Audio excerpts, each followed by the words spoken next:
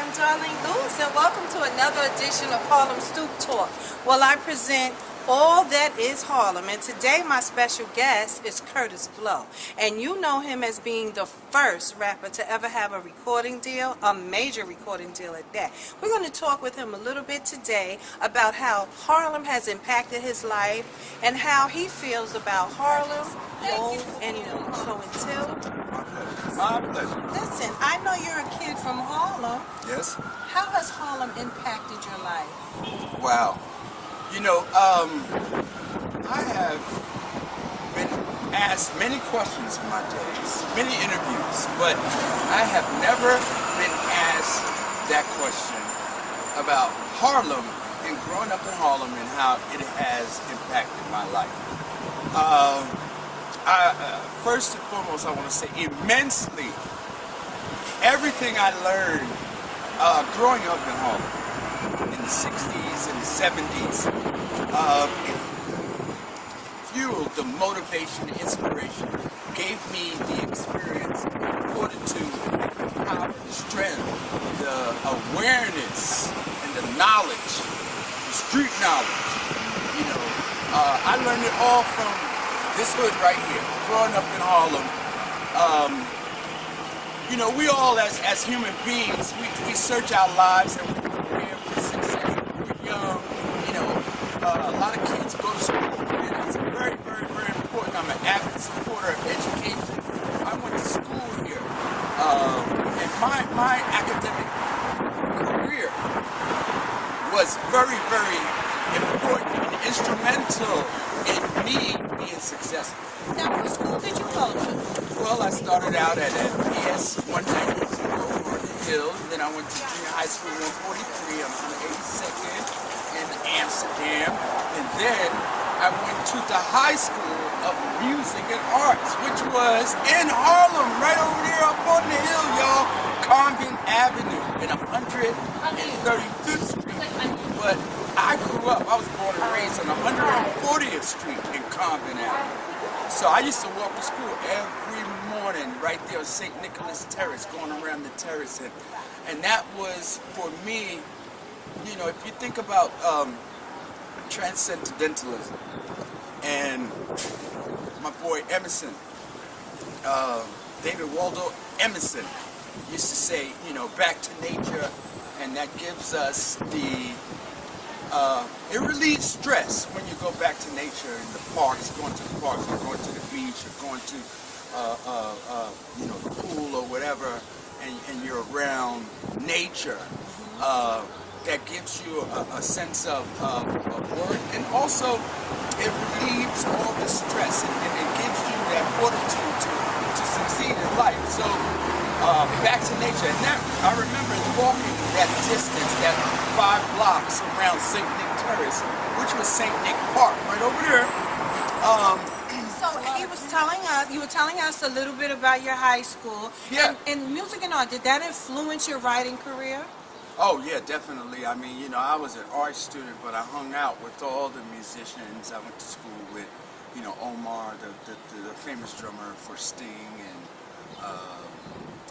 Marcus Miller, incredible bass player. Yes, you know, great yes. studio musician. Yes. Maybe the best bass player in the world. Marcus Miller. I mean, a whole lot of people. Jimmy Castor went to music. Really? Yeah, a lot of famous people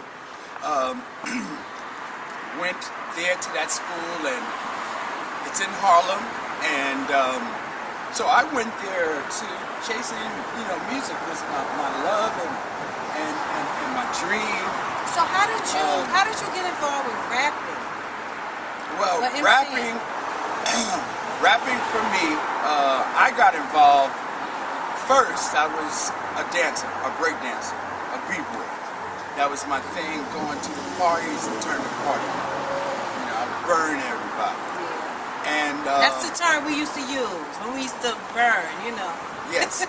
And you know, I was a little shorty, 11, 12, 13 years old.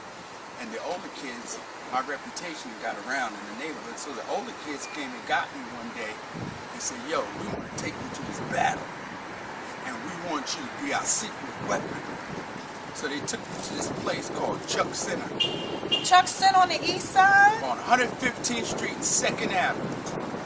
And white sweats, a white Kango cap, and my Super Pro kids, white. Remember the Pro Cats with the stripes on the side? Red Y'all and know blue nothing about stripe. that. Y'all Red know- and blue stripe on the side. They gotta bring those back. And I had my red and blue stripe on my sweatsuit, my white sweatsuit. So Was it Adidas? Adidas, and no, actually it was Puma. Puma. Okay. Right, so I went to Chuck Center that night and we threw all the competition away. See, we were from the west side of Harlem, on the hill. You know, we used to go to the east side and battle all the kids on the east side. You know, we used to be at the PAL competitions. You remember that, right? I lived in Boston. Oh, okay. Yeah. So yeah. Boston we used to do the summer programs. We used to run track and swim and all of that stuff. And we used to always compete. So there were football teams. George Jackson, the guy who made Crush Groove and House Party, was a great running back Really? in Harlem, playing in this football league we had, part of the PAL. And he was part of our team. The Wildcats was our football team. And he was a legend. But so that football team, there was a coach who had another team on the east side over in Foster, in your project. And he opened up Chuck Center. So all the football guys, the kids that were playing football, we used to come and have competitions and stuff at Chuck Center. And that's how breakdancing got started. We were the original B-boys from the west side doing battle with the kids from the east side. So hold up. So you telling me that B-boys, because I tell people all the time, when I was 15, 16, I used to go to 371 and I used to burn and break dance in the Renaissance. Right, the Rennie. The Rennie's Lounge was downstairs, but the Renaissance was like this big place, and they would put us in a circle and we would just go off. Right, that was the thing. That was it. You So know. Manhattan, because Bronx keeps claiming, I mean, I did live in the Bronx too, but the Bronx keeps claiming that they created b-boying. And I'm like, how can you do that? Whoever heard the beat of the drum. The proof of where it came from, we're talking 1971, I was 11. 1972. I was 12. And see, during that time, the music was so very important. This is right when disco was just starting out. But there was a whole slew of kids who knew that James Brown was the funkiest musician and singer and dancer that ever lived. And see, coming out of the Motown sound in the 60s, where all the music was basically played on what we call the 1, 2, 3, 4 of the snare, like tap, tap, tap, doom, tap, doom, tap, tap, tap, doom, tap, doom, baby, baby, baby, where did our love go? Tap, tap, 1, 2. You see that snare's popping on the 1, 2, 3, and 4. That's the Motown sound. 80-90% of the music came out in the 60s was that. Now here comes James Brown. Revolutionized the music business with the boom bap song. We call it boom bap now.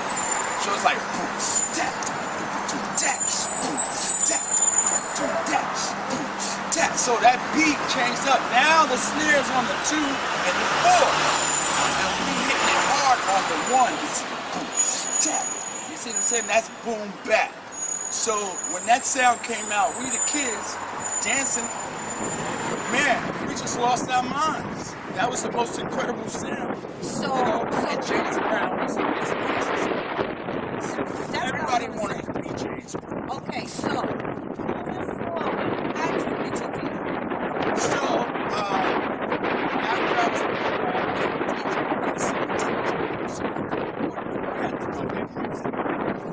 I just named 10 James Brown songs or Jimmy Castor, or the songs that had the breaks of 1, 2, 3, 4, hit it, boom, that, right? So if you knew the grooves, if you were a DJ, you had to play that music. If you didn't, the B-boys wouldn't come out to your club. And that was the whole thing, the importance of the DJ, because he knew the playlist, the music, the music inspired hip hop. Alright? Not the DJ. The DJ did not create that music. James Brown created that music. Okay? So now I became a DJ, and pretty soon, you know, after disco came out, we all stuck with that James Brown music and that B-boy music, we call it, with the funky breaks in it. And if you were a DJ playing disco, we weren't going out to that club. We were going out to the Cool Herc clubs, or Grandmaster Flash, or Bambaataa, who was playing that B-boy music. In a world of disco, everybody else is playing YMCA, and you know, macho, man.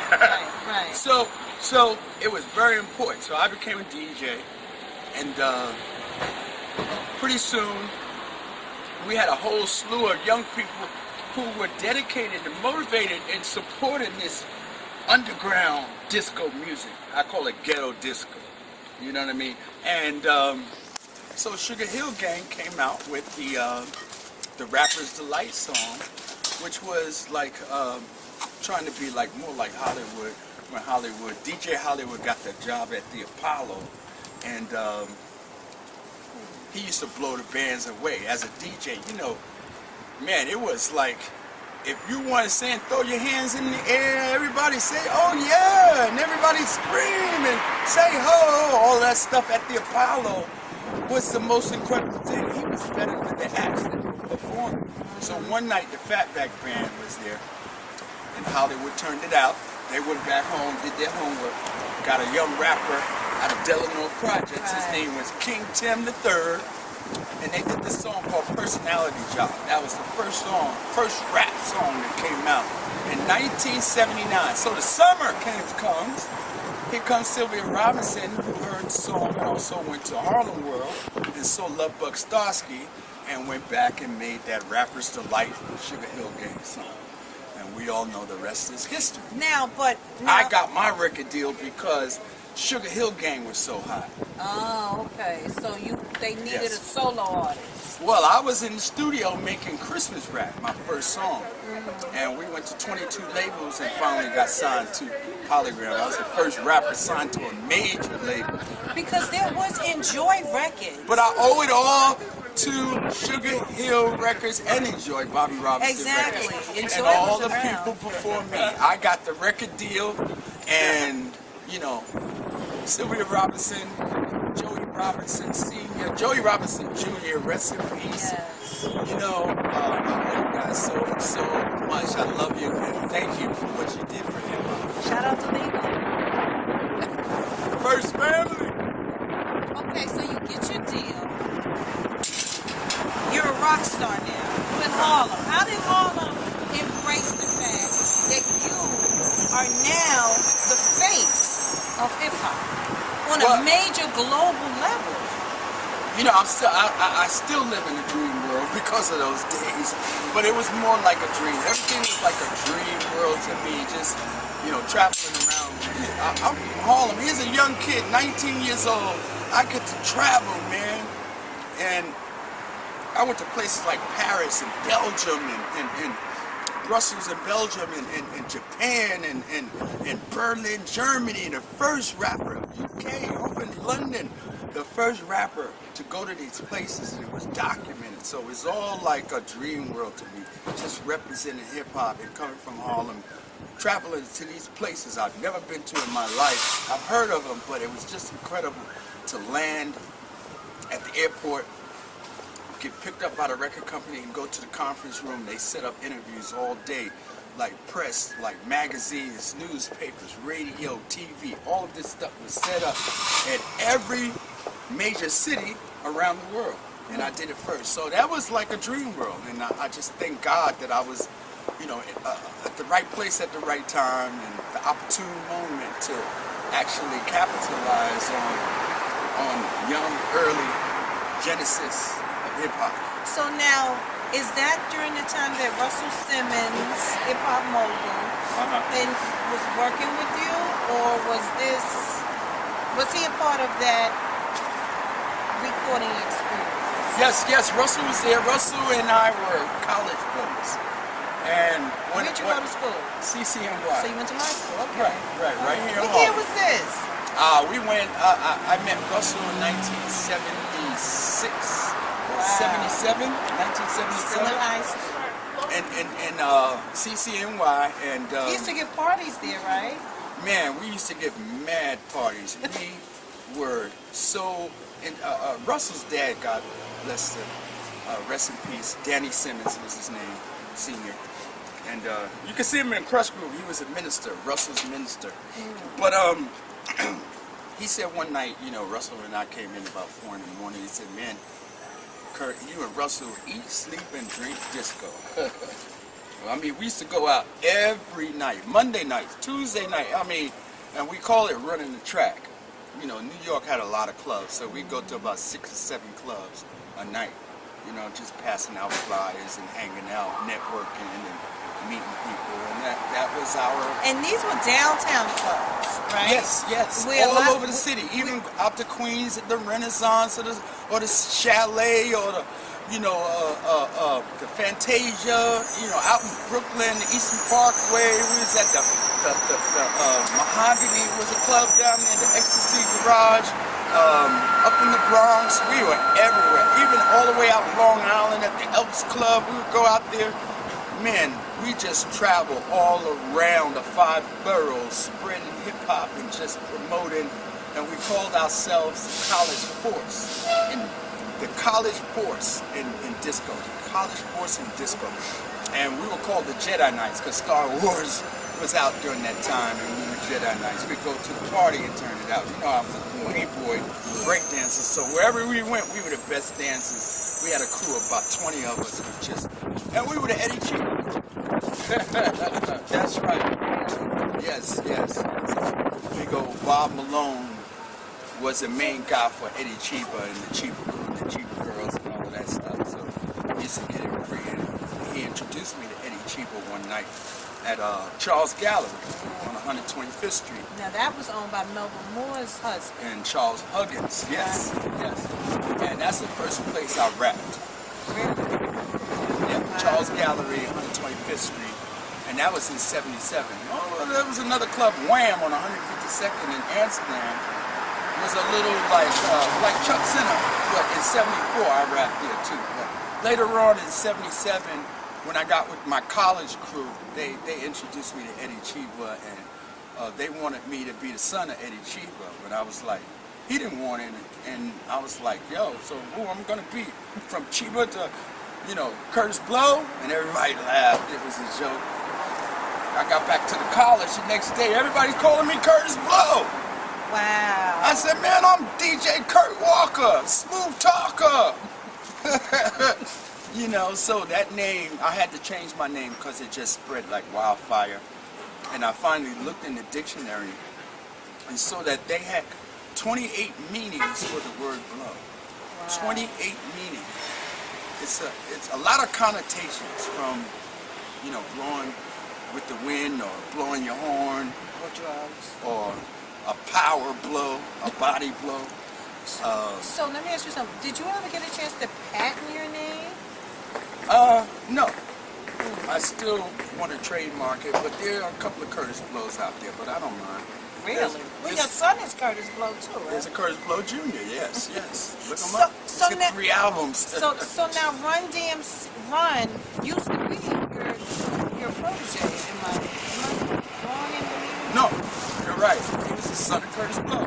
Like I said, you know, back in those days, every DJ had to have a protege, and we call them the sons. Like, you know, the son of Hollywood was DJ Smalls. The son of Bambaataa was Africa Islam. So when I got a little famous, you know, on the underground coming up for the records, you know, I had to get me a protege. So Russell's younger brother was my good friend. I liked him. He was, you know, nice little young kid, about 5 years younger than us. Always wanted to give out the flyers and help out, and you know, I was like his hero. I used to protect him and stuff from Russell.